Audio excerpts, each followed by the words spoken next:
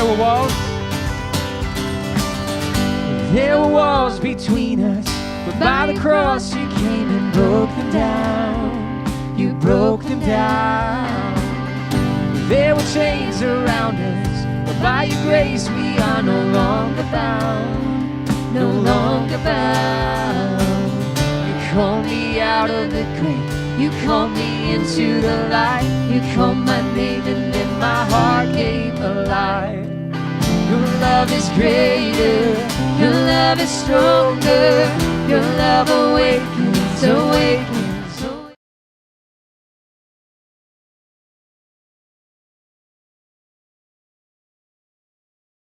Awakens, awakens me.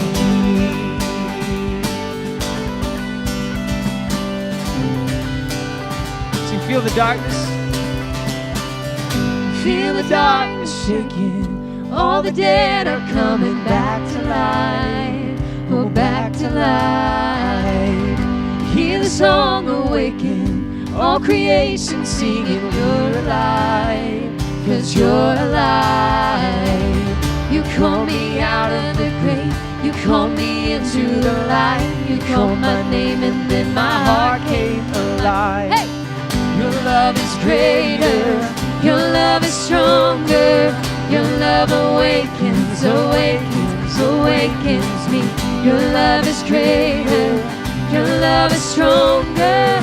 Your love awakens, awakens, awakens me. What a love we found. Death can't hold us down. We shouted out, we're alive, 'cause you're alive. And what a love we found. Death can't hold us down. We shouted out, we're alive, 'cause you're alive. And what a love we found. Death can't hold us down. We shouted out, we're alive, 'cause you're alive.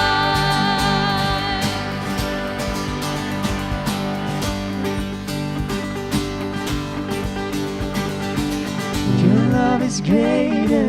Your love is stronger. Your love awakens, awakens, awakens me. Your love is greater. Your love is stronger. Your love awakens, awakens, awakens me. Your love is greater. Your love is stronger. Your love awakens, awakens, awakens me. Your love is greater. Your love is stronger. Your love awakens, awakens, awakens me. Awakens me.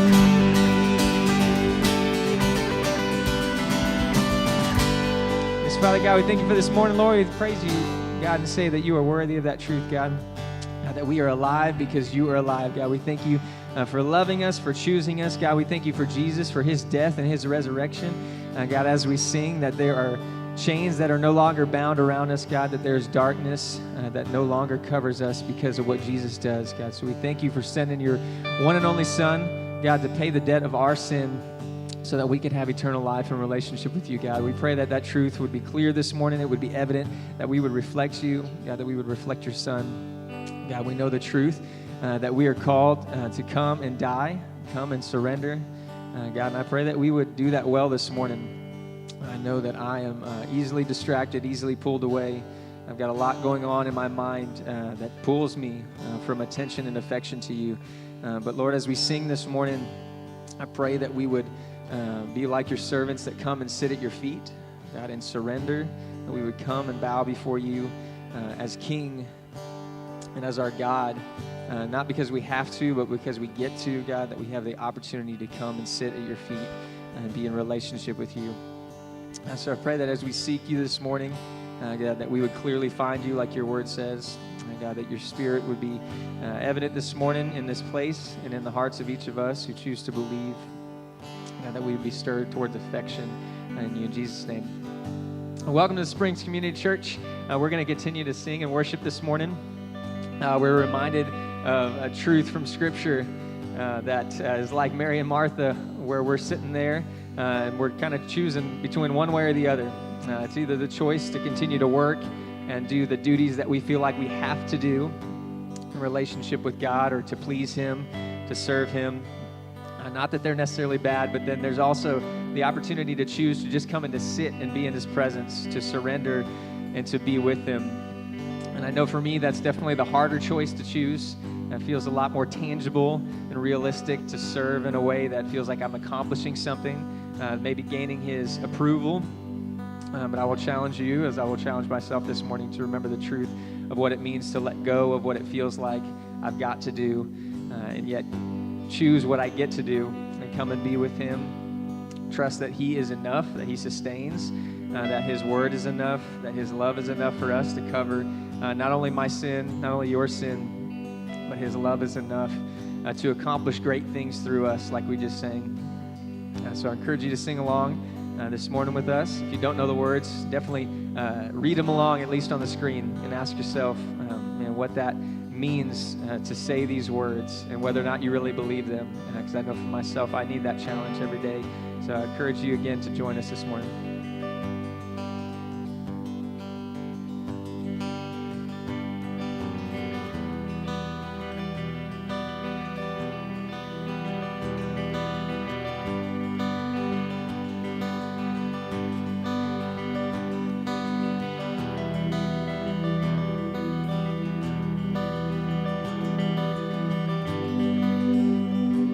Fortune lies within the skies, those dazzling heights too vast to climb. I got so high to fall so far, but I found heaven as love swept low, my heart beating, my soul breathing. I found my life when I laid it down, upward falling, spirit soaring. I touched the sky when my knees hit the ground.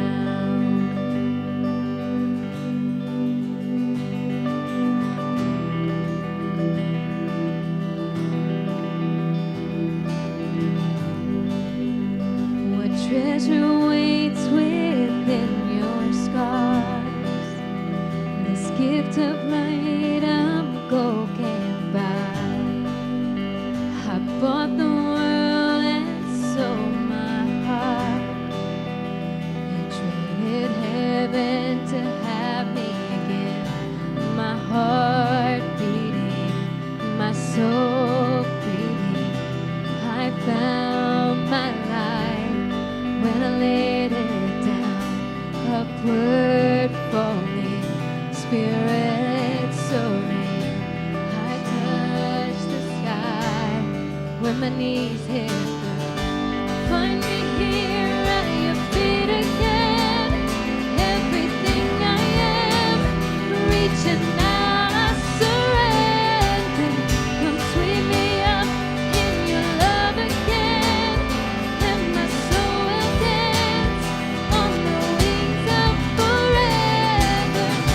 Find me here at your feet again. Everything I am, reaching out, I surrender.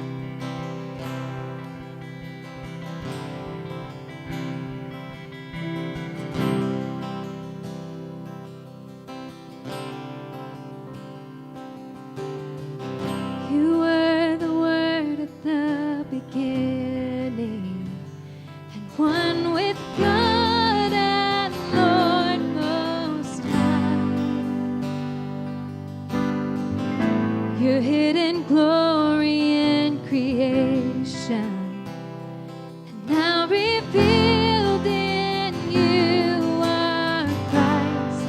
What a beautiful name it is. What a beautiful name it is. The name of Jesus Christ, my King.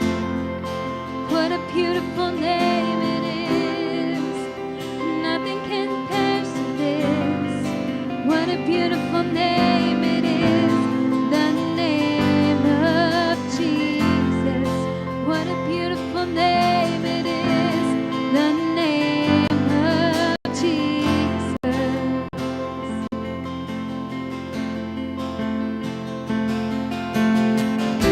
You didn't want heaven without us. So Jesus, you brought heaven down. My sin was great, your love was greater. And what could separate us now? What a wonderful name it is. What a wonderful name it is. The name of Jesus Christ, my King. What a wonderful name it is. Nothing can stand against. What a wonderful name it is. The name of Jesus. What a wonderful name it is. The name of Jesus.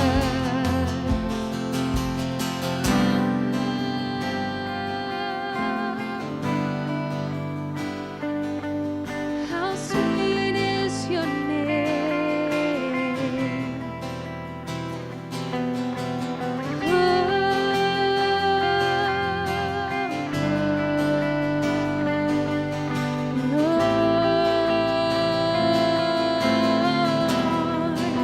And death could not hold you. The veil torn before you. Silence the boast of sin and grave. The heavens are roaring the praise of your glory. For you are raised to life again. And you have no rival. You have no equal. Now and forever, God, you reign. And yours is the kingdom. Yours is the glory. Yours is the name above all names. What a powerful name it is. What a powerful name it is. The name of Jesus Christ, my King. What a powerful name it is. Nothing can stand against. What a powerful name it is. The name of Jesus. You have no rival. You have no rival. You have no equal. Now and forever, God, you reign. Yours is the kingdom. Yours is the glory. Yours is the name above all names. And what a powerful name it is. What a powerful name it is. The name of Jesus Christ, my King. What a powerful name it is. Nothing can stand against. What a powerful name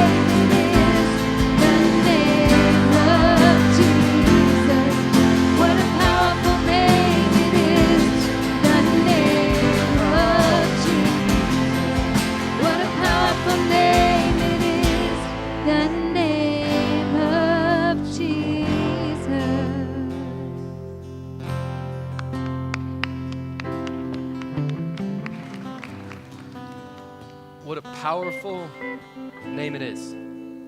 Y'all please join me in prayer. Father, we thank you for the truth of that song, that you have no rival, you have no equal. Yours is the kingdom, yours is the glory. Father, we come, for those of us here, those who believe in you, we come as your children, we come as your servants, we come as soldiers sent on mission to advance your kingdom here, not in self-righteousness, but because you have sincerely made us righteous. We thank you for the privilege of a gathering like this, the opportunity that we have to come and remind ourselves of what is right and of what is true in a way that brings real change. So God, would you bless this time? Would you bless the folks who've come? Would you help us to slow down from the distraction of a full weekend, of a long week, to where we can reflect on you? We need your help to do that. It's in your name that we pray. Amen. Will y'all please take a seat? Come on in. We should have a few more seats down over here if y'all need some. But man, welcome. My name is John. I serve as pastor here at the Springs. And I want to say I am really glad, we are really glad that you're here. Whether this is your first time and you're coming, you're checking out church, maybe it's been a long time, or maybe you don't really even believe anything, you just have an interest to learn or to grow in an understanding of when people talk about Jesus, right? Who that might be, what his message might entail. Or man, if you have been coming and running after Jesus Christ with us for years, wherever you are, we're glad you're here. One of the things we love doing is connecting with folks, getting to know different people. That's why when you walked in, you may have taken one of these. We call them a Springs News. It has a perforated section. If you want to have the chance to sit down, grab a cup of coffee, connect with us in any way, we'd love for you to fill this out, and you'll drop it off in a giving bucket on your way out on the right-hand side, and a member of our team will follow up with you this week. One of the things I want to do is let you guys know a couple of things that are happening today. We have the privilege this morning, it's going to be a different Sunday than what we traditionally week after week do. But before we jump into that, I do want to let you guys also know about a few different things that are happening in and around the Springs right now. First thing, if you have a student, when I say student, think high school, think middle school. Next weekend is our students' fall retreat. It's been themed Reset, and I've been working with Garrison Price. He's our student and young adult pastor, and I could not be more excited for what awaits a student. If you have a student and you'd like for them to go, you can register for that at Reset. Again, that's the theme of the weekend, reset.springsinb.org. You can fill out that perforated section, drop it off there, and we can help you guys coordinate that in any way. Again, that's this coming weekend. It'll start Friday evening. The second thing with student ministry is actually following the service today at 11:45 or about thereafter, there's going to be a parent meeting. So if you're the parent of a middle school or high school student, Garrison, he's going to be leading the conversation with parents, talking about the direction of student ministry, some of the different changes, and some of the exciting things God's doing there. If you want to come and learn more about that, that'll be at 11:45 in the ballroom. If you don't know where the ballroom is, we've tried to create these kind of maps that you'll be able to see on the way, but just keep going that way on the other part of McKenna's facility. Second thing I want to let y'all know about is there's been a group of folks who are tracking through considering making this their church home. If that's you, one of the things we want to let you know about is the first week of our membership class. It'll be this Sunday. It'll be in room A at 11:45. So those of you, you probably know who you are. You've been tracking through that. Or if you just want to come and learn a little bit more about our vision and values, that'll be in room A. Third thing I want to let you know is the ladies here at the Springs are going to be throwing a Bunko night party. Anybody here like Bunko? All right, come on. Yeah, so there's going to be a Bunko night party. You should have gotten one of these on your way in. It'll be this Thursday evening at our friend's house, Todd and Linda Smith. They'll be hosting this along with other gals here at the Springs. Here's its goal: to give people a chance to come and connect, to learn someone else's name, and have an opportunity to just grow in a sense of what we might call fellowship, what other people would call friendship. That's its intention. There's an RSVP on this note if you would let us know that you're coming, but they and we could not be more excited that you'll be joining us for that. Final thing I want to let you guys know about today, and I'll explain a little bit in a minute, is it's a different Sunday. If you're used to coming to the Springs, you saw something different. We pulled a curtain back, and there's some booths set up right to this side. There's 5 different strategic partnerships. What we're going to end up spending our time today is talking about how are we as a local church body going to take seriously our call to serve this community. So while typically if you come and you join us on a Sunday, typically the singing, the worship set, it's a little longer. Then there's announcements, and there's a time where right now we're working our way through the book of Philippians. We just work through a passage and we teach on all that God intends through it. But today, we're stepping out of that. And we're going to instead stop and think through, hey, if you're a believer in Jesus Christ, he has called you to give your life away. Like the life of a missionary is the life of a Christian. And that's what we're going to talk about. There's 5 strategic partners that we're going to put before you that we have come as a Springs family and said, hey, we got to go all in here. And that's going to be what we spend our time talking through today. And that's where, man, this is one of the Sundays I'm the most excited for, is you get to meet some of the friends that have been faithfully serving this community for a long time. And they want to link arms with this body to keep going. So that's where it'll be a little different. But all that to say is what we want to do next before we kind of begin the main part is, man, I'd love for you guys to just stand up and introduce yourself to folks around you. We'll introduce ourselves to one another, and then we'll come back up for the start of the service. We're glad you're here.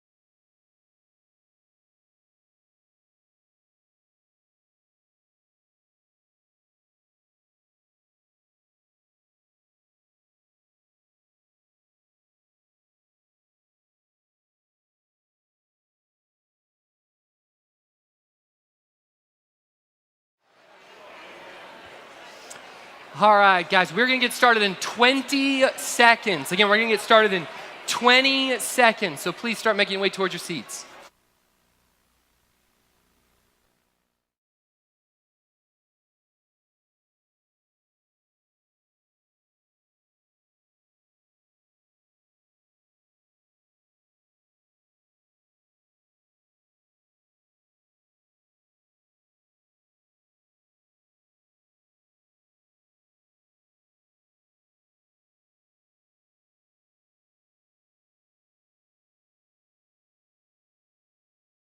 Y'all, welcome. It is such a privilege to get to be with you guys. To kind of start us off, I'm going to go with, again, just a moment of prayer. Father, we again come before you and we say thank you for today. We thank you for gathering. We thank you for your spirit working in your people to come and magnify your word, your truth, and what happens when a group of folks go all in. When a group of folks come and say, Father, you have changed our hearts. We didn't work for the change. You gave us the change. How faith has made us new. And from that,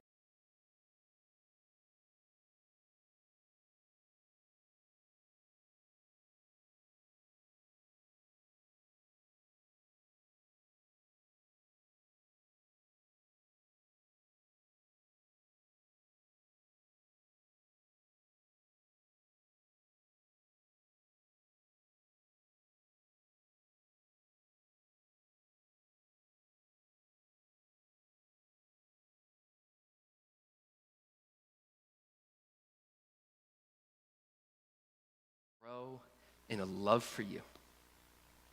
So guys, just at your seat, if you wouldn't mind, if you have a faith, take the next 10 seconds and just pray. Pray that God would use this time in your life to strengthen you.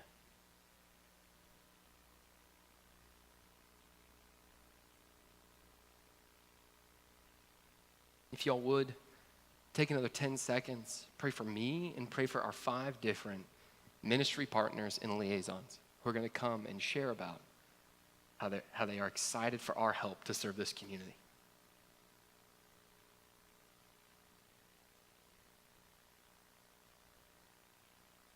Lord, we love you. It's in your name we pray. Amen. Well, y'all, hey, if you were here with us last week, I wasn't here, but my friend Craig Corley, he came and preached an incredible message. If you missed it, you can find it online. You got to go listen to that. But while he was here teaching, I actually had the privilege, I was in a city called Trujillo, down in Peru, preaching through a translator to a local church gathered there in the city. It's about a population of 1 million. And while I was there, I was talking to this church body, these people in a city, I don't know anyone. The things that I do know about the city there is that it was tremendously unreached. What we might say, it has a high Christian culture.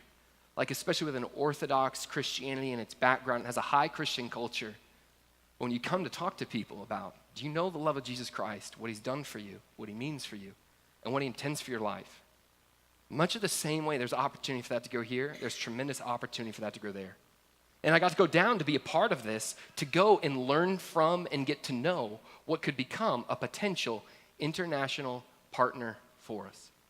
The reason I start with that, because there's something, as you go to from the moment where I started packing my bags to heading towards the airport to getting on the plane, my heart shifted into this mindset, right? I'm getting on this plane, my heart shifts into this mindset, where as I go down to Peru, I'm thinking, okay, man, right? If I don't sleep that much, it's fine, I'm here to serve. Right? If I don't get to eat food that's comfortable to me or it's normal, it doesn't even matter, man. That's fine. I'm here to serve. Hey, if restrooms aren't the same down there as restrooms are the same here, it's fine. I'm here to serve. Hey, if I can't get cable television in my hotel room down there like I can here, it's fine. I'm here to serve. And then I came and I met these people. I met these missionary families who have been living in the city for some of them 20 plus years. And here's what I thought. Besides the privilege of getting to know them, and we'll talk more about that in the future weeks. Besides the privilege of getting to know them, I thought, this is what I want to do in New Braunfels. I don't want to have my heart shift when I head towards the plane. I don't want to have my heart shift when it doesn't go my way, but I have this bigger perspective of I am called to serve. I don't want to have a heart shift when I have to stop and think through. My only reason here is to help people come to grow in a love and a knowledge of Christ. Guys, the same way we went down there, that I went down there to learn from, to encourage, and to consider what missionary life is there. Church, we are called to be missionaries here. We are called to be ones who come in light to darkness, sharing the grace of God in truth. Our lives are meant to be poured out. Our lives are meant to be sacrificed. Our lives are meant to be given away. The reason I start with that is what I want to talk today is how we as a local church, we can't do everything in the ways that we want to serve the community. We can't do it all. But by the grace of God, we are going to faithfully do some. And that's where today we're going to talk about the 5 different strategic partnerships with different nonprofits and ministries with, to be people who love the world, not just in word, but in deed. To be people who have goods we give to those in need. To be people who, just like Jesus Christ, when he came not to be served, but to serve and to give his life as a ransom for many. And as I come to even talk about it, like if you grew up in church or you have a church background, you might be familiar with like a service day or something like that. Maybe they bring in folks and all that kind of stuff.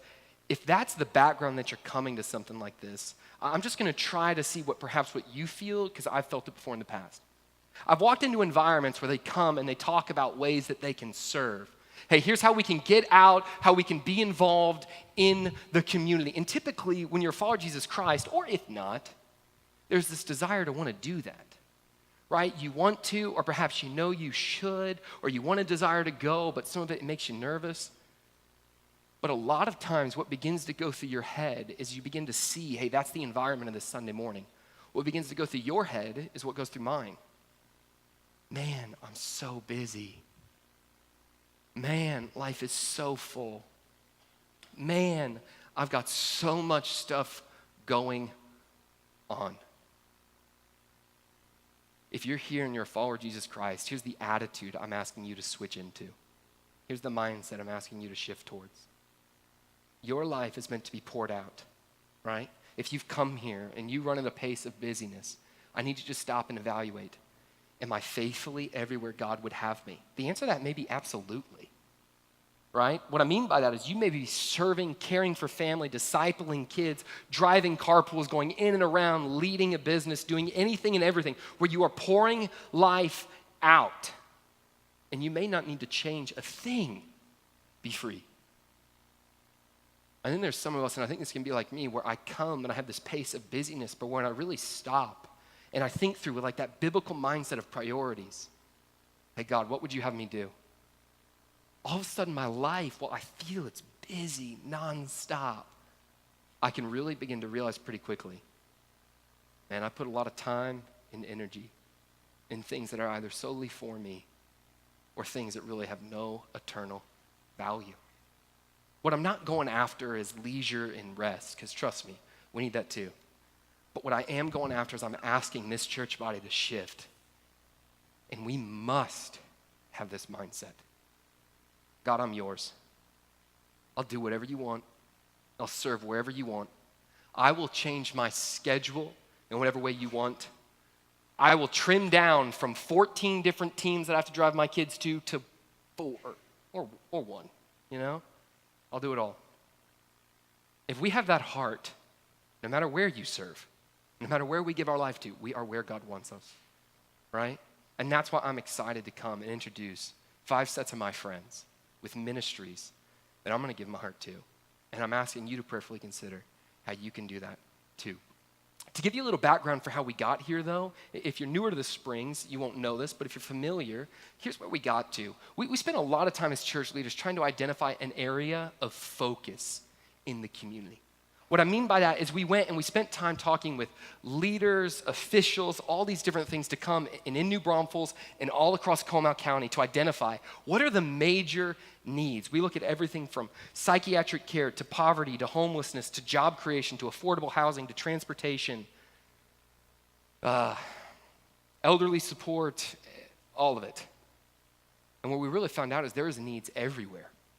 And then we came and we asked our body, hey, what are the places where God's put on your heart a desire to serve? And what are the places where you're already giving your life to?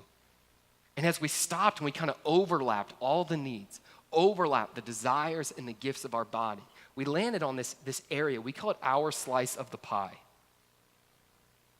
We just call it vulnerable families, family care, where we came and we thought through, we can't do it all, but we want to steward little well. We're not going to boil the ocean. We're not going to go a mile wide and an inch deep, but we're going to take our slice of the pie. And by the grace of God, with his Spirit working through his people, we will be about change. We will demonstrate to the community in both word and deed how Jesus Christ, it's true. The whole thing's true. He's real. Believe. By the way that we love, we serve, and we share. And so that led us, once we found out this focus area of need, we started talking to a lot of different nonprofits across the town. And that's where, as we came, we landed on 5. Those are the 5 I'm going to have the privilege of sharing with you today. Those are Options for Life, Pregnancy Resource Center, support for folks who are either considering an abortion, support for folks who have had an abortion, loving all people at every stage. Options. Young Lives, an outreach and engagement discipleship program for teen moms, at-risk families. Connections TLP, a transitional living program for individuals in our state foster system who are no longer in a home but have been placed in this transitional living program, who are on there on average about a year, and their ages ranges from 15 to 21. One of the ways that it connected when I was talking with the people is oftentimes these are just the forgotten segment. People want to come and serve the little ones, and there's nothing wrong with serving little ones. But how do we go and serve those? It's a little harder. An amazing ministry here, One Hope for Kids. They raise up foster care families. They support those in that system. They act as a go-between between foster care and CPS. Do you know that 50% of children that are removed from homes, oftentimes due to abuse, neglect, or drug use in a home, 50% of them in New Braunfels, in Comal County, have to leave Comal County. Why? There's not enough foster families to take them in. There's not enough support. So imagine your parents have made broken decisions that you can't control. You're being taken from them, and you're not only taken from your parents and that environment you know, but then every environment that you know. The school bus route, where you sit on the bus, the classroom that you go to, your clothes, everything, and you go to a different county. How do you come and serve? And then finally, CASA, court-appointed special advocates. How do we come and engage these children? So what we're going to do is we're going to invite these 5 ministries. They've all got their section of time to set it up. What it is, it'll almost act like, I hope, like a movie trailer. You know how movies have trailer and then there's the movie themselves? The goal for this morning is for each one of these ministries to share with you the trailer, the heart and the vision. And then at the end of that, there'll be a ministry booth set up to where you can ask questions, and we'll talk about other ways you can get connected. So if you will, we're going to welcome, I'm going to ask y'all to give a round of applause. Our first group up to the stage is going to be Young Lives, and that's going to be Carrie Leach and Julie Ernest.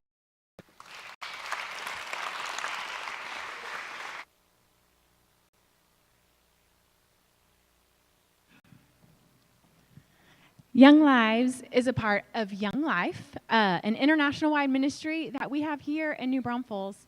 Young Life's mission is to enter into into the lives of adolescents and share Jesus Christ with them and help them grow in their faith. We accomplish this in Young Lives specifically by entering into the world of teen moms and building relationships one-on-one with them. We go to them. We don't ask them to come to us. So we do have a lot of things that kind of look on the outside as if like, hey, come do what we're doing. But really, our ministry is going into their world, meeting them where they are, loving them, and no matter what their decision, being with them, walking through life with them, the girls and their babies, children, really, gosh, they're not just babies, there's toddlers, and even like now these girls have kids my age. My age, not my age. I'm like their grandmother's age. Like, let's get that right. The babies are like my kids' age. I have 4 kids. And so we accomplish like going into their world through one-on-one relationships. So the heart of our ministry is mentorship. And so we fully believe that Jesus lived a very relational ministry, and he cared very much for establishing relationships with people. And so that is what we do. We try and live that out, and our goal is to make disciples. And so a typical month in Young Lives looks like something we call Club, and so this is kind of where we invite them to come to us. But first, we have gone to them and gotten to know them, and then we invite them to something that feels like family. And so we have this thing called Club. They come, they have dinner, we have childcare for their babies, and then they get a time to focus and laugh, games, skits, silly, typical. If you know Young Life at all, it's all kind of that. We finish the night with a talk about Jesus, a piece of the gospel, and over the year we will share the gospel with them. Then we also, during the month, we have something called Campaigners. And so twice a month, we have offered for our girls that are interested in going deeper and knowing something more about Jesus, we have a Bible study called Campaigners. And it does not necessarily look like a Bible study, your typical everyone sitting in a circle. Generally, there are lots of babies, children, things, girls half paying attention. But we are always amazed at how much God accomplishes in that. And the girls feel free to come wherever they're at with their faith and ask questions. Some of them open the Bible for the very first time. And so we offer that twice a month. And then twice during the year we have camp. And so instead of sending our kids to camp, we actually take our girls to camp. And so our mentors grab their girls and their children and they go to camp, and it's bananas, but it's awesome. And so in a typical week, though, like I said, we are about relationship. And so in a typical week, a mentor is meeting with a girl at some point every day. And so if you ever catch them around town and you're kind of like, hey, maybe that's so-and-so, maybe from your church. And with the girl, it's probably that. We want them to invite them into their life. And so the girl with the mentor with their girl will just do regular life with them. And so this week, what that looked like was that we had a mentor invite a girl over for dinner at her house, and they just came over and they were doing what they normally do, eat. We all eat. And so she had her over for dinner. Another night, we had a bunch of visits to one of the campuses where a bunch of our girls live. They're in foster care together at SJRC, St. Jude's Ranch for Children. And so we did a house visit up there to see some of the girls. I also went up a separate time that same day, and we're trying to connect a new mentor with one of the girls there and get them kind of matched. It's like dating, sort of. Yeah, I kind of compare them like, it's like a blind date. I'm sorry, but here it is. And then Tuesday morning, we go to the high school and to Canyon High School, and we have a Bible study actually during school hours. It's allowed, I promise. The principal knows about it. But we had a Bible study with a bunch of the kids, and that's just any high school kid. And so I also go up there to encourage my teen mamas to come. And that night, we had our Bible study, Campaigners, this week, and we had actually a girl video conference in, so that was funny. In the chaos of all the babies and the Bibles and brownies and things that were out, we had like a girl like on video because she had moved away and wanted to be a part of it. And then that same night, one of our mentors was driving a girl home, and they ended up having a 2-hour-long conversation in the car outside her house, just talking about life and things that she had kind of gotten from Bible study and felt safe to open up with one of our mentors. And then we have one of our mentors also doing driving practice with some of the girls that we have that are 18 and still don't have their driver's license. And so she's going to actually talk to you next because she's one of your own. She's amazing and doing a lot of those things I talked about too. But this is Julie Ernest, one of our mentors. Just to be clear, if you want to be involved in Young Lives, you don't have to get behind the car with the teen mom, but it is an option, always. So I started, I guess, about 7 or 8 years ago. When I had young kids, was just thinking, this is hard. Being a mom is really hard, even on the best days with support and resources, and just felt God calling me to walk alongside and befriend some young moms who maybe were doing this in a harder situation. And I didn't know any teen moms. And when we moved to New Braunfels, I heard about Young Lives, and I thought, I think that's where I'm supposed to be. And so got connected with Carrie, and really, didn't know a whole lot, didn't have a whole lot of training. But the fun thing about Young Lives is it really has just been befriending and walking around alongside a girl who is doing so many of the similar things as me, although our lives have looked really different.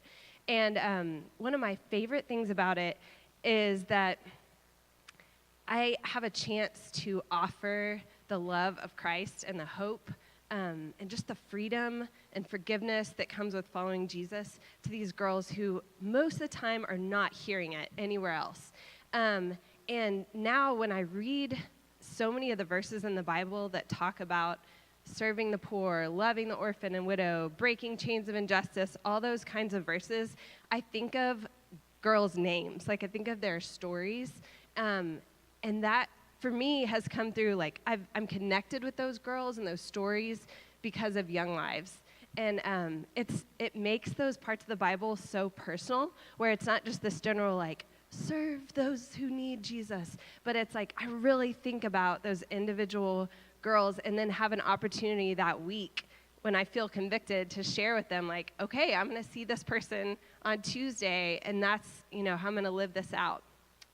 That's been it's been a great connecting point for me to truly know those girls. And when John was showing that first slide of all the different areas of ministry and the needs around New Braunfels, like homelessness, hunger, prison ministry, et cetera, I was thinking in Young Lives, through those relationships I've had over the last 7 years, we've covered all those things. So, like, some of the girls sitting in our living room at Bible study have been homeless. They have suffered through abuse. They have been through broken relationships. Some of them have been in prison. I mean, it covers so many of those areas through relationships. And it's amazing just to see God work, and it's so fun to get to offer them truth. It feels like such a treat. Like, I have something to share with you that just changes everything. And I just started mentoring a girl this past week, a new girl, and she was telling me some of her background, and I was thinking in my head, and I even told her, like, we are so different. Like, my background, my childhood is so different from your childhood, and yet I want to be friends with you. Is that okay with you? Like, can we still get to know one another? Will you be open to that? Because I am, and she said she was, and so we're going to just start on that journey of just talking, really. It's not complicated, and it's a lot. And then Young Lives offers, like with club and campaigners, the nice thing too is then we have something to bring the girls to, where we're not just on our own in the world mentoring them, but we've kind of have that support of the group.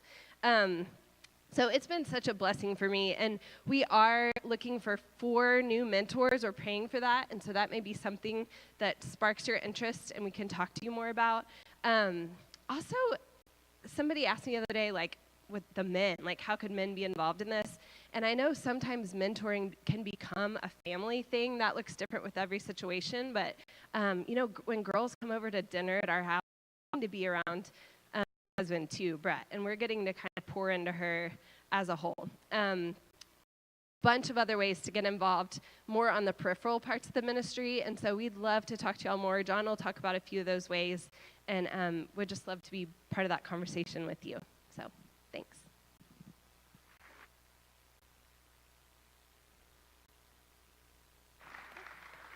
Hello, my name is Bree. I am the residential counselor for Connections in our transitional living program.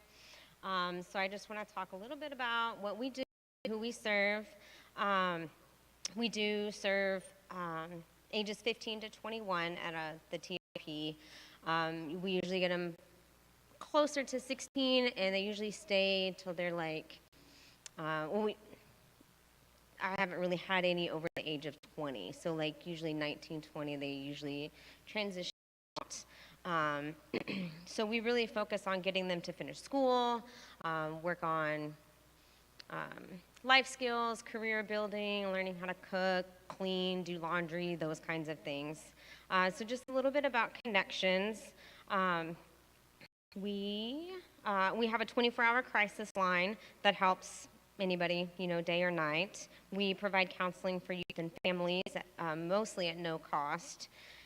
We do it in offices, schools, clients' homes, things like that. We have a STAR program that works with school-age children. We do prevention in the school systems. that does not just prevention about substance abuse, but just learning how to make healthy choices. Let's see. We have a short-term shelter that is from like the ages of 5 through 18, and we have the transitional living program, and they can stay up until they're the age of 21. So there's no time frame on that. If they join us at 15, they can still stay till they're 21 if they choose to. So we have 16 beds at our TLP, and what we do there is we just try to provide some normalcy, some structure. These kids, most of them have been neglected. They all have some kind of traumatic background. I mean, they're in the CPS system for a reason. And a lot of them just feel abandoned, and they come to us, we're broken, but that's kind of what it is. They don't trust anybody. They have no idea how to have relationships with people. So they really need guidance, trust, follow through, and consistency. And all they really have for adults is staff, So it'd be really great if people would mentor, because they need those people that can provide them some kind of structure.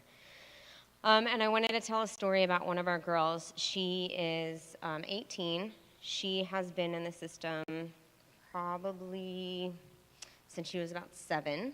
Mom was still part of her life until she was at the age of 11. And at 11, her mom decided that she no longer wanted to care for her. She's been in and out of psychiatric hospitals most of her life because her mom just didn't know how to handle her behaviors. And so at 11, Mom terminated her rights. She has a long-standing history of self-harm. She cuts a lot. But since she has been at TLP, she has probably not self-harmed in the last 6 months, and she's been with us for about a year. She have gone off to college, but they haven't lived in the home. And she's still living at TLP, and she graduated early, and she took 2 classes.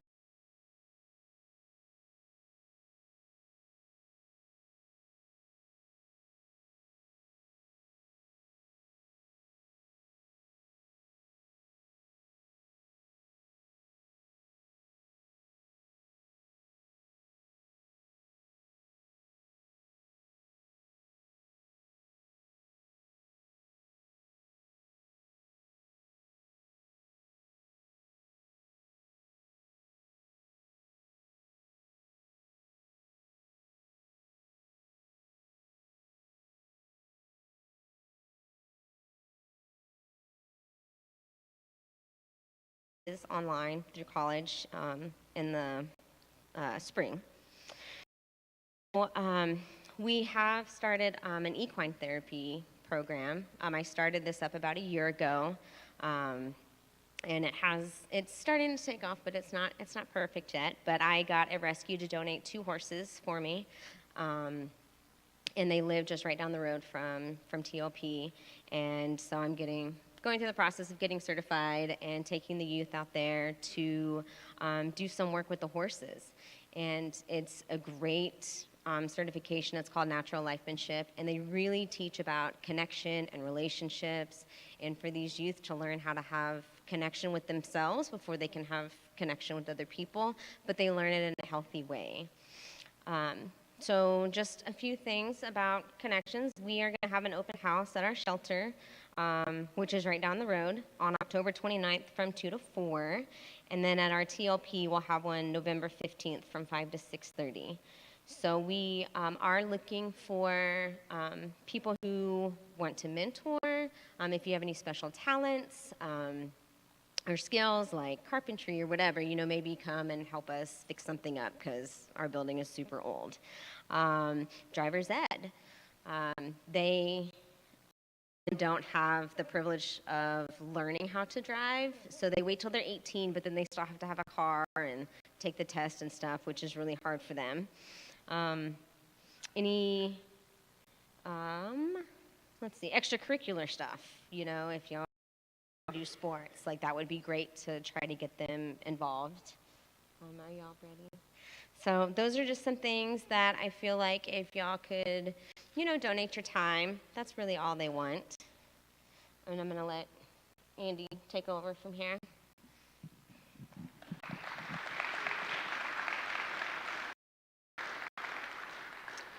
Hey y'all, my name's Andy Easley, and this podium was not set up for me personally, obviously. So I've had very little actual experience with Connections outside of one event and getting to know some of the staff. Last year I was asked by a friend to go and share my story, and when I finally had the opportunity to go, it was a matter of not only walking into a nonprofit, pretty much government-funded program that invited me in and said, hey, talk about Jesus all day long. It was invited, it was welcomed. And I sat around while 18 kids, again, some paid attention, some didn't, but they listened to my story. And one of the main things that comes to mind when I think about that is just a short section of scripture I would love to read. I folded the page this morning, I promise. Here we go. So I may do a little Andy paraphrasing, but bear with that. For the foolishness of God is wiser than human wisdom, and the weakness of God is stronger than human strength. Think about the circumstances of your calling, my calling. Brothers and sisters, not many were wise by human standards, not many were powerful, not many were born to privileged homes. But God chose, that's a big but God chose what the world thinks foolish to shame the wise and to shame God chose what the world thinks to be weak to shame the strong. God chose what is low and despised in the world, what is regarded as nothing, to set aside what is regarded as something, so that no one can boast in his presence. He is the reason you have a relationship with Christ Jesus, who became for us wisdom from God and righteousness, sanctification, and the biggest, baddest part of that is redemption. Just for myself, it's for me to think back and go, he didn't come, he's not looking for, in my place, he wasn't coming for tall, lanky, bald, super pale, and pasty. But somehow he looks through the crowd and he pointed right at me. So when you think about these kids, John kind of mentioned them as the forgotten. Real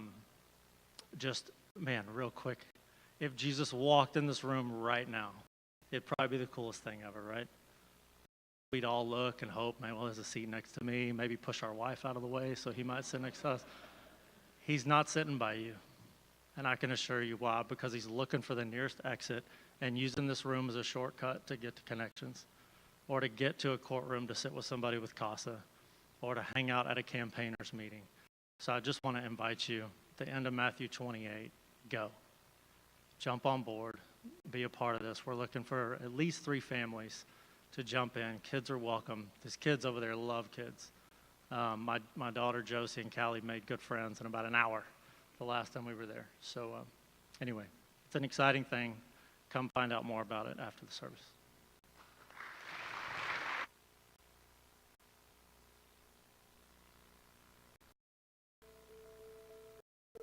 Well, we're out to give foster care a good reputation.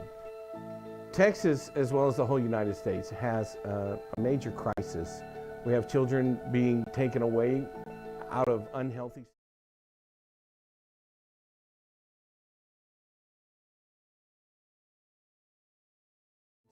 for them to go to.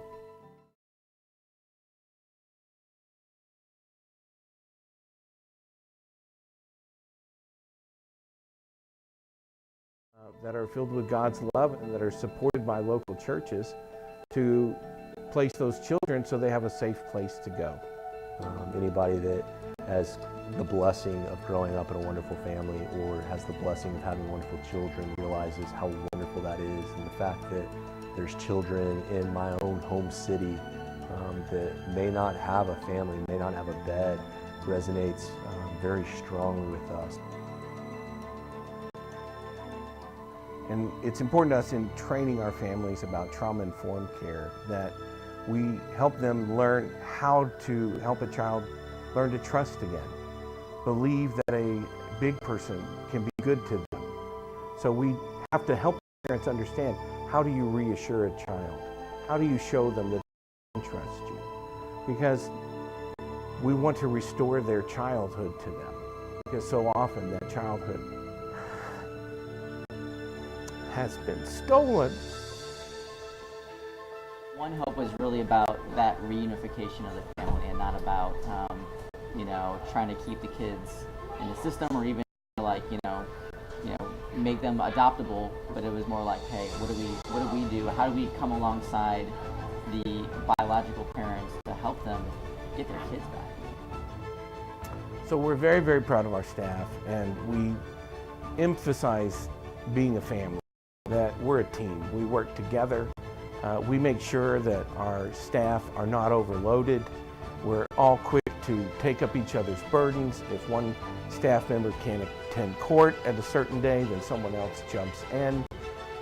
We gather every single week on Wednesdays. We give up our whole morning to pray for our families, because we know that they can't do it with strength, but our hope is the hope that we have in Christ. So our staff are very supportive of our foster parents. They do this job not for money, they do it because they love it. Staff are very compassionate. One of their foster homes, we all joke about, yeah, that's our child, that's my child, that's my family. They really feel that way. Every child needs permanence. Our hope is that they'll be back to their parents, that their parents will make the changes so that they can have their children back. But if they don't make the right choices, then we hope that that child will have a new forever family. And we partner with the churches, we partner with the community, we partner with the families and everyone involved to make these children reach a permanent place where they'll have a mom and dad for the rest of their lives.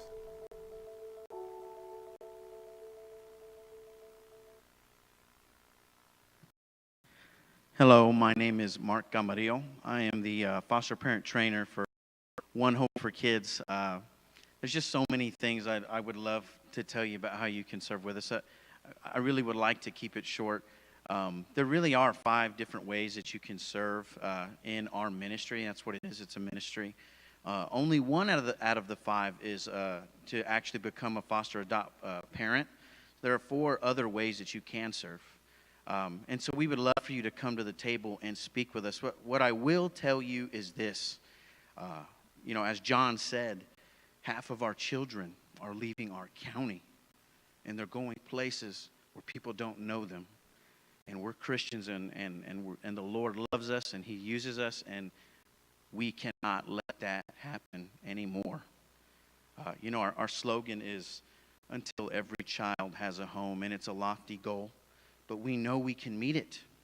We know we can meet it because we have the Lord and church. We have each other. I'm reminded of the Apostle Paul when he was talking to the church in Corinth. And, Corinth gave him much strife. But when we love someone a lot, we allow them to give us so much strife. It's like we give our heart to them. And I remember Paul saying to the church in Corinth, he said, Therefore I will gladly spend and expend myself for your sake. If I love you more, will you love me less?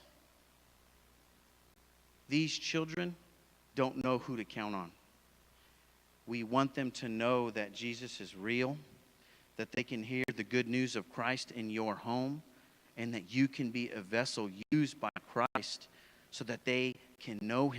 It reminds me, their lives, literally, like it reminds me of a song, and it's funny. I'm about to sing, but in the song, I'm sorry. There's a lot of Latin passion here on this stage right now. The stage was for me, brother. It's got to be this short.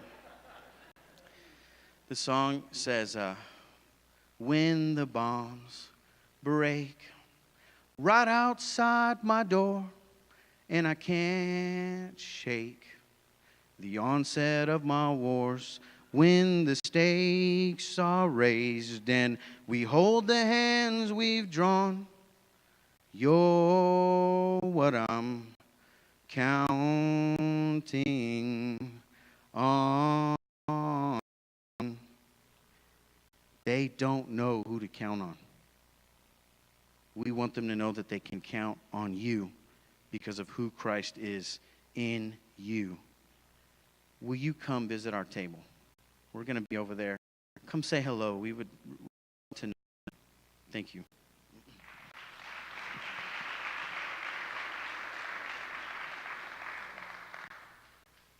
My name is Julie Cuplin. I have the privilege of serving as the between the Springs and One Hope for Kids. I've been involved in some fashion of adoption, orphan ministry for almost 20 years. And then professionally for the last 10 years as an adoption attorney, walking people through that process. I'm so excited to get back into the ministry side of things again. When John asked me to pray about this several months ago, honestly, my first inclination was, I don't think so. I'm too busy. I homeschool 3 kids. I still do take these cases. I don't know. I was doing just my morning Bible study, and the study was on the parable of talents. And we got to the part where I read about the buried talent that produced no fruit, didn't multiply, and man, did God convict me. Basically he said, you are hiding your talents. Get back out there. And so I'm standing before you in obedience to him. I don't know, how that's going to look exactly, but we're really just praying for at least one new foster family, if not more, and just all kinds of people to come support them. And we have the table in the back, and also please just put on your calendars in your mind, next Sunday, right after church, there will be a 1-hour informational meeting that will just go into more depth on how you can jump in and serve in this way. And lastly, just a brief little story. John had asked us to kind of share our heart as to why we think people should join up in this ministry.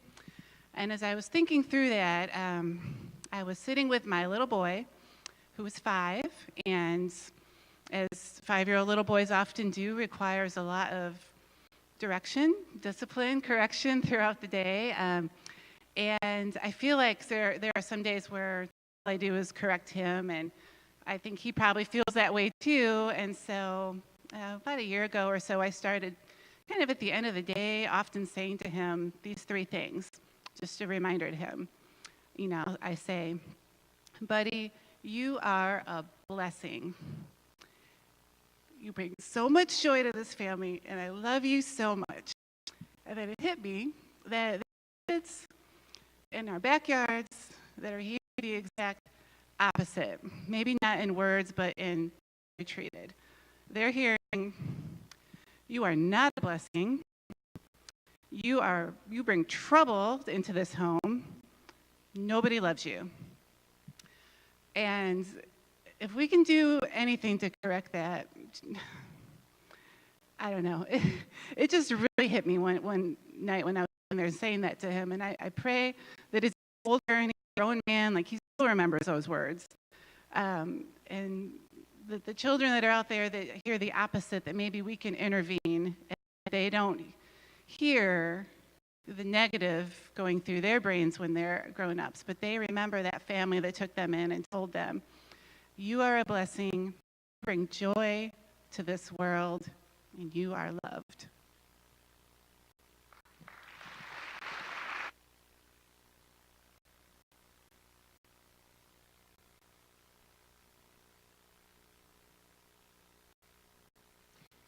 Good morning. My name is Joyce Yanuzzi. I'm the Community Relations Coordinator for CASA of Central Texas. And CASA is an acronym that stands for Court Appointed Special Advocates. We serve 4 counties between San Antonio and Austin, and that is Comal County, Caldwell County, Hays County, and Guadalupe County. So we have a very large footprint to cover. Our office is primarily located here in New Braunfels, but we also have a satellite office in San Marcos, and we are in the process of, just broke ground in the process of building a new training facility that will be in San Marcos to help train more advocates.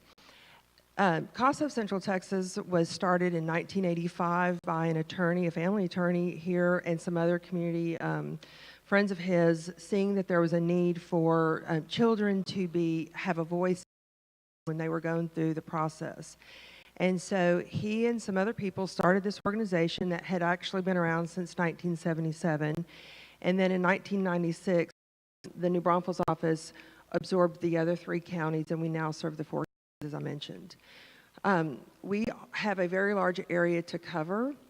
There are a lot of people that have been moving into Comal County and to Hays County primarily. They're 2 of the fastest growing counties in the country, I know. So when people move here, they move here with their problems, unfortunately. And there are a lot of children that we have that have been removed from the homes because of physical abuse or neglect, and they do not have anyone in the courtrooms that are representing their best interests. And that's what our advocates do. They are volunteers in the community, such as yourselves. They are 21 years old, and they have to pass a background check. But once they've gone through the training that we provide for them for free, they are then sworn in by a judge. They become a guardian ad litem. And basically that is power invested to them by the state of Texas to have the full rights and privileges that a parent would to their information, whether it be education information or medical information. So these volunteer advocates that we have about 350, which sounds like a lot of volunteers, but because of the growth that has come into this area, we are unable to keep up with that demand of children that are being removed from the homes. So there are about 1,300 children that are primarily right now in state care as children that have been removed from abusive homes, and we are able to serve about half of that need.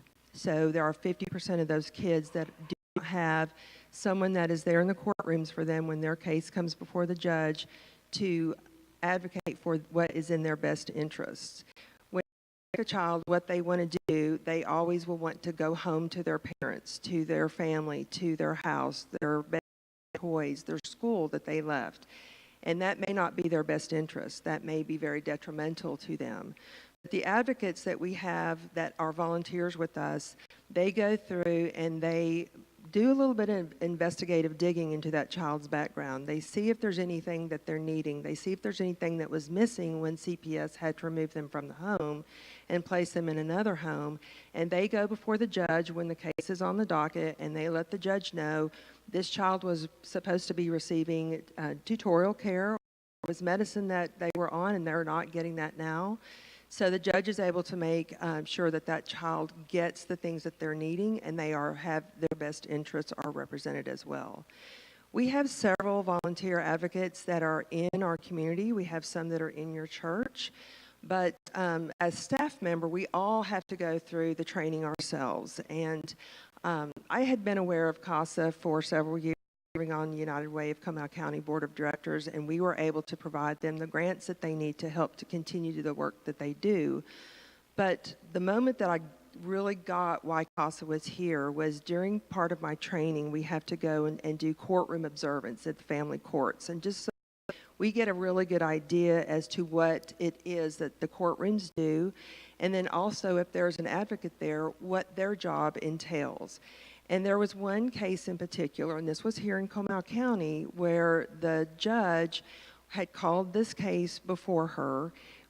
She was looking for the family members, the parents. The child's parents were not there. The child was not there, thank goodness, to hear this, but the child's parents were not there. The family that the child was placed with did not show up. The attorney for the child was running late, so there was nobody there to speak for this child. There was not a CASA advocate that had been assigned to it because this did not have enough advocates to cover all of these cases. So when the judge said, "Is there no one here to speak for this child?" and it was silence. And if you could have seen the little light bulb go off over my head, that was my aha moment. That's why we have CASA, that's why we have advocates, and that's why I am here to help get more community members involved to take care of these kids that are in our community. Abuse does not discriminate. It does not know color. It does not know race. It does not know religion. It does not know education. It does not know how much money you have or don't have. There is abuse in our community, in your neighborhoods, in your kids' schools. These kids need a voice to help them get placed in the best situation possible for them, whether it's back with their family or whether it's to have the parents' rights terminated and those children be placed in a foster home or be adopted by a family that is wanting that child in their family. So I encourage you to please stop by our table over here to get more information. I'm going to have Kim come up, who is a church member. She is one of our CASA advocates as well, and she can give you a more hands-on and personal experience as to what it entails. Thanks, Joyce. Well, as Joyce said, I am Kim Francis, and I do belong to the Springs, and I have been a CASA advocate since last summer. I just finished my first case, and I just last week got a text video from my CASA mom, and it was such a delight to watch this mom and dad and child smiling and laughing and sending me, the CASA, a video, because as soon as that case closed, the family didn't have to have anything to do with me. And I was so delighted to be able to see this family laughing together, because this last year had not been a laughable year. CASA was the platform for me to be able to build a relationship with that family. The fact that they asked me to be a part of their lives following the case shows how much time I got to spend with the child and the kinship placement and the parents. I built a relationship with all of them. CASA was how I was able to get to know the family that I might never have gotten to meet otherwise. I had the privilege of walking alongside them for an entire year in probably one of the hardest years of their lives. Walking with them taught me about God's goodness and his unending love. I watched this family grow in courage and strength and fight really hard to reunite. And unfortunately, that is not how it ended, but they are still fighting to see each other and be a family. I watched as a child and kinship placement grow in their relationship as they learned how to navigate this new living situation. I studied addiction, and I grew in leaps and bounds in understanding the huge hurdles it takes to walk through and get through successfully dealing with addiction. I observed a judge who does her job with excellence, giving the perfect amount of toughness and mercy to families in her courtroom every week. I learned from a supervisor who supported me fully and these families and gave 100% to her cases. Life change comes through relationship. And that's part of why I love CASA so much, is because I had to build relationships with these families. Jesus commands us to pour out our lives for the hurting and the voiceless and the hopeless. And we have to go into the pain and the darkness and bring the light that we've been given. And that's why I love CASA. I get to go deep into these lives of those who I may never have met before. I get to be a voice and an advocate for a child right here in my own community. My life is richer, and my relationship with the Lord is much deeper because I am a CASA. We're praying for at least 2 new court-appointed special advocates from this Springs community, and I hope that maybe you will be one of them. Thanks.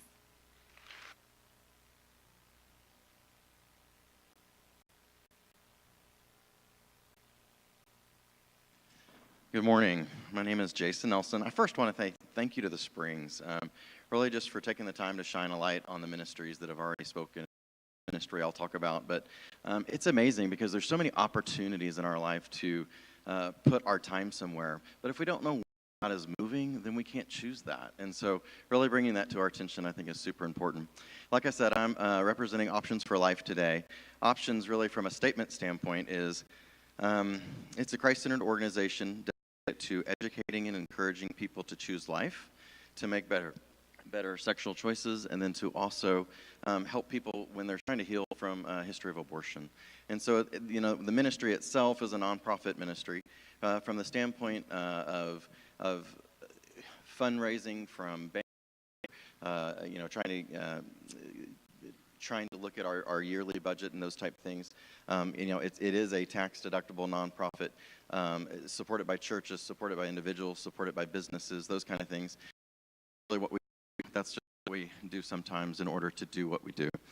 When it comes to one of the things I love the most about Options, as we get into some of the individual things, is that at the banquet that we do every year, they talk about clients that have been served, and it might be 690 clients, or it might be 700 clients, or 800 clients that have been sat down and talked to about pregnancy and about risk and about abortion and different things, and choosing life.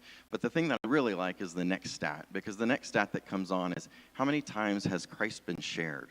And it might be like 580 compared to 620, and our goal really is that this is a Christ-based ministry, that we want to not only love and serve and help, but we want to share Christ. If we're not sharing Christ, then we're missing our goal.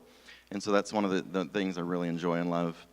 It's been in our community 30 years now, and this is the 30th anniversary, and so it's a blessing, kind of a fun year to see that. Really from my standpoint, what that means to me is we're not going anywhere. The way that Options has served in the past, they will continue to serve. From a standpoint actually offered at Options, I kind of want to go through a client list so that you kind of know, really from your standpoint, if you meet someone in need that's in your circle or that's in a circle that you know, and you hear something going on, you can say, oh, I've heard of a place, and that place is perfect for what you're going through. From a client standpoint, first of all, everything is confidential. Everything is private. It's like with, I'm sure, most things that we've spoken about today, confidentiality is of the utmost importance. Pregnancy testing, that's one of the first things obviously do. If we started with named Options, and then we're Options for Life because it was mainly kind of a pregnancy center / pro-life organization. We've changed to Options for Life now because we're doing a lot more men's ministry, but obviously where we started is with pregnancy testing a lot. And then we also do some limited obstetrical ultrasounding, which we know that if you have a person who's at risk for abortion and you bring them in, and you show them their baby with an ultrasound, their chance of choosing life is about 99 point something. I can't remember the something.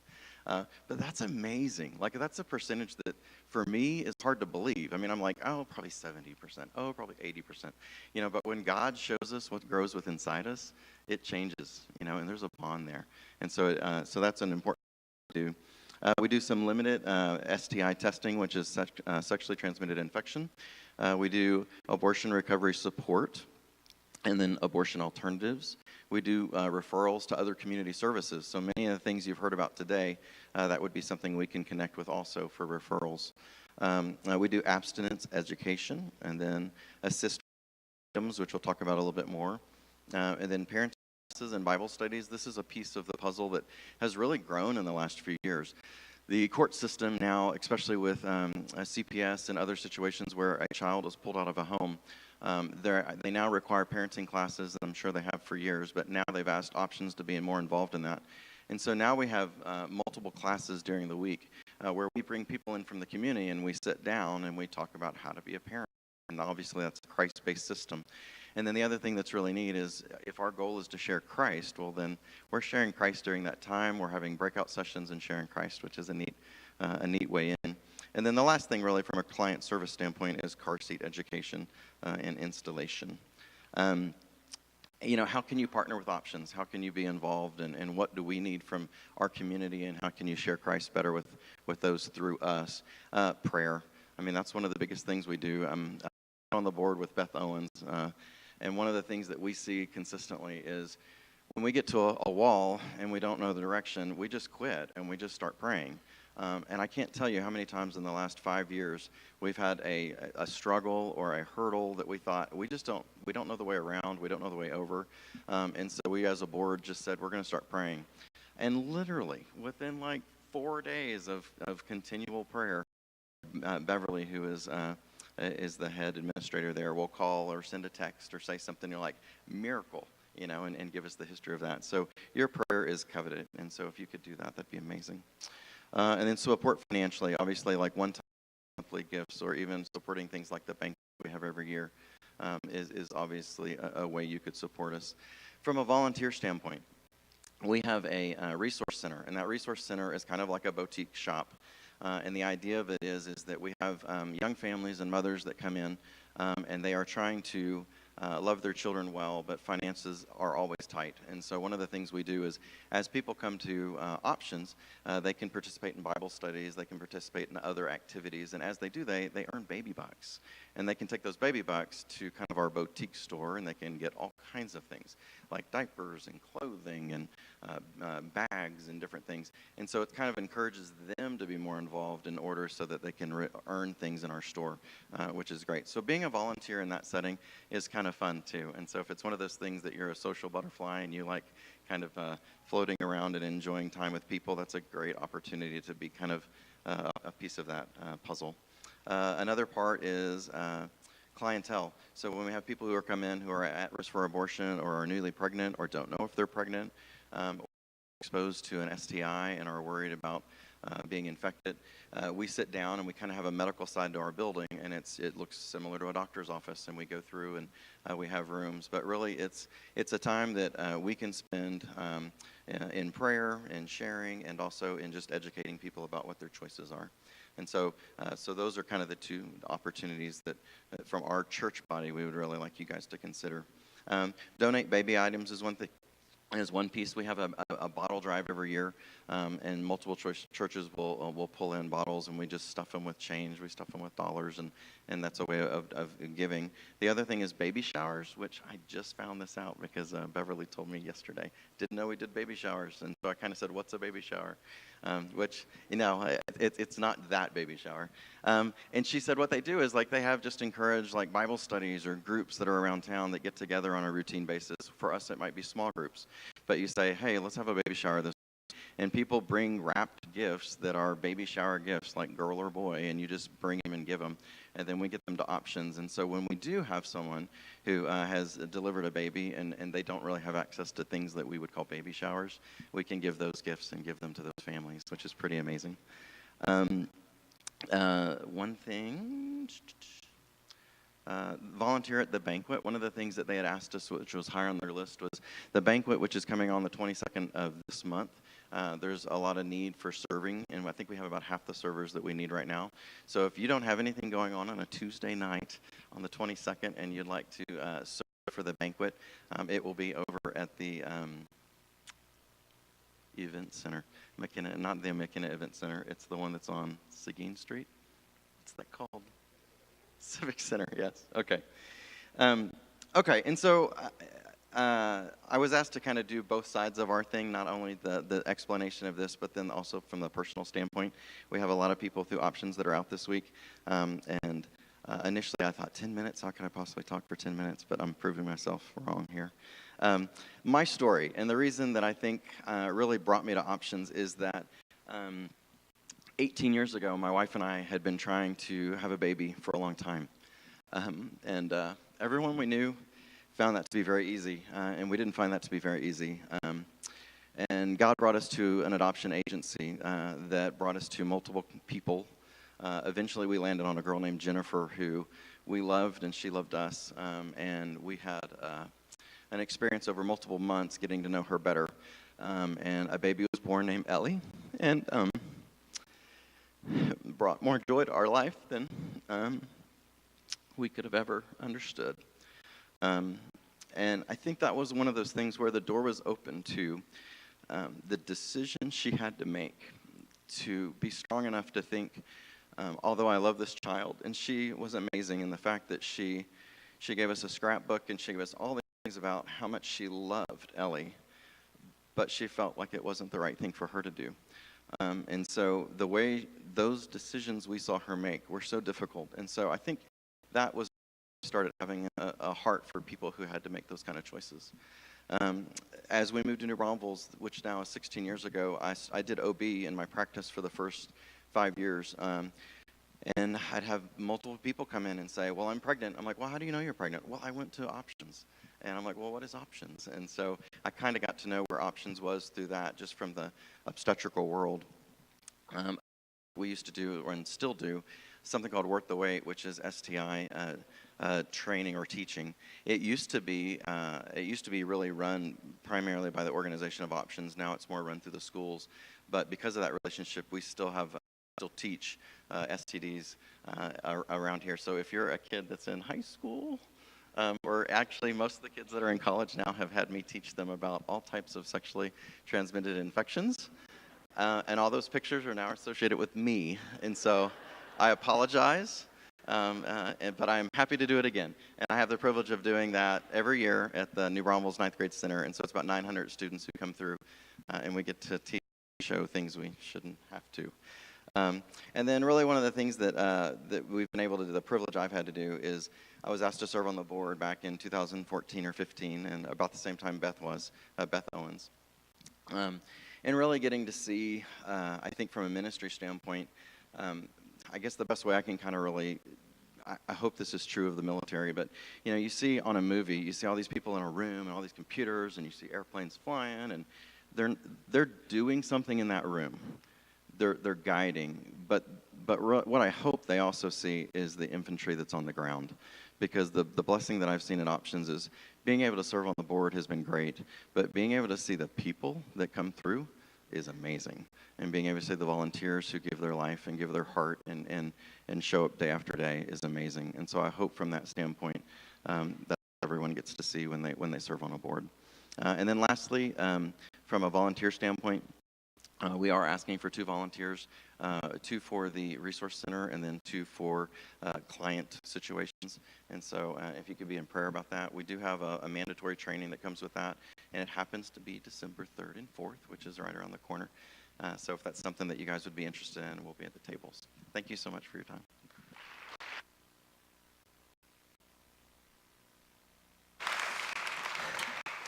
All right. Anybody here ever watch TED Talk? Right, those short, sweet, hey, thank y'all for sticking with us through 5. It was our honor getting to present to you guys some of these different ministries, these different missions that people are doing. What I want to do is real quickly recap. I imagine some of you are sitting there and saying, now what was the thing, and how could I serve, and what are the next steps, and where are we? So I want to recap that. I'm talking about options in life. And what I'm recapping is, what are the goals of this local church over the next year? What are we praying God raises up and we commit to? Options for Life, recruit and train 4 client advocates. That's what Jason was talking about. Volunteer to serve dinner at their banquet. That's October 22nd. Our young adult ministry, our high school ministry, we're going to be asking them to come do it. I'll be there. If you're free, come and help. Here's what, anybody here have a job as a server? Okay, like 3 of us. Hardest job I've ever had, including this one, right? That is absolutely what you're going to do. Come and do it. We're going to host a bottle drive. We'll likely do that in spring, summer. Young Lives continuing on. We're raising up 4 of those weekly mentors to go and engage teen moms, to enter into the world, to meet them where they are with the love of Christ and the help in the midst of the season. We're supporting club meals throughout. That's a monthly event. Now, because of the Springs and other, I believe, local bodies in the church, the next year they're full. But one of the things we're asking is, hey, what if we serve them with childcare? To alleviate some of these young mamas while they're coming and learning, come, host, love on their kiddos, and engage them. So we're looking to create here 12 instances over the next year where we show up, men, women, and we invest and we watch their kids while others love on them. Next one, Connections TLP. We're looking to recruit and train. That's a typo right there. 3 weekly leaders for support. Right now, we've raised up 2 out of those 3. That's Andy Easley and Josh Steen. 2 out of those 3. What's going to happen? There's a weekly engagement there with dinner and discipleship. We're essentially just going to build relationships, enter in their world, see what we can serve, and over time, that ministry will appropriately change based on the needs, and then we're going to support the banquet they're going to be hosting here in January. One Hope for the Kids. We're going to be hosting 2 community-wide informational meetings. The one that we reference for next Sunday following the service, that's not just spring specific. That's anybody and everybody who simply wants to come and learn more about fostering. What's involved with that? What's included? The second thing is we are asking God to raise up one family to commit to that. And then with that commitment will come the support of the whole church coming beside them. And then finally, We are praying we raise up 2 CASAs, and by God's grace, we've already raised up 1. So if you remember at the start, here's what we asked. Prayerfully consider, God, what would you have me do? You may be in all the right areas already, and if so, keep going. Or it may be, hey, if I could do that, it makes me a little nervous. I don't know what I would say. I don't know how to engage in that, but if I could do that, God, I'm willing. He loves that. So here's next steps, guys. 1, we'll have those booths set up at the back. You're welcome to go ask questions. You can tear out an information section. We can follow up. We can reach out with you. Tell us. Part of the reason we brought the liaisons here is if you don't know them, you'll have a friendly face. You can ask them. We'll do anything and everything we can to connect you to these people. We'll follow up this week if you're a member here at our body with an email talking about these same next steps and how to get more information. But if you want to talk with them today, go. That's why they're here. The second thing I want to let you guys know about is starting next week in the morning, Sunday morning, from 8:30 to 9:30. We're going to do a 4-week discipleship class. We're going to work through a biblical discipleship curriculum. It's based on a book called When Helping Hurts. It's a biblical framework for how Christians are called to serve the local community and the community. So if you're thinking through where you want to serve, but you're honestly thinking, how do I do that really effectively? Come and join us. You can register for that by going to help.thespringsinb.org. You can go to our website and find it under the events page. Childcare is provided. We would love for you to come and grow in a framework of care for others. The final thing I'll close with, my friend Andy, he's one of the liaisons to Connections TLP that we brought up. He was the guy, and this is his language, not mine, tall, lanky, pasty, bald. That was Andy, right? Andy, he shared this story, and as I sat there, man, I imagine what happened to you is what happened to me. Like he's talking about what it'd be like if Jesus walked through those doors and he came in and he'd see us all, and immediately, man, I'm leaning in and I'm thinking about, man, what it would be like if Christ was here. And then he's talking about how Christ, he'd work his way through, he'd come, he'd find one of the exits, and he'd say, hey, here's where I got to go. Everything he said is completely true, right? Jesus Christ, hey, he came for the sick. He came for the hurting, he came for the broken. You in me, the rich, the poor, those in need. But here's the part too that he would say. He'd come, he'd see us, he'd walk through that door, and he'd stand there, and he'd turn back, and he would look at you. He would look at you, and he would say, man. He'd say, I came for you. I died for you. I've purchased you. We got to go get them. I came for them. I've died for them. I've purchased them. Come with me. Come with me. And he would plead for his church, his people, his followers. Let's go. Guys, wherever you're called to go and serve, go. We are called. Why? We've been served.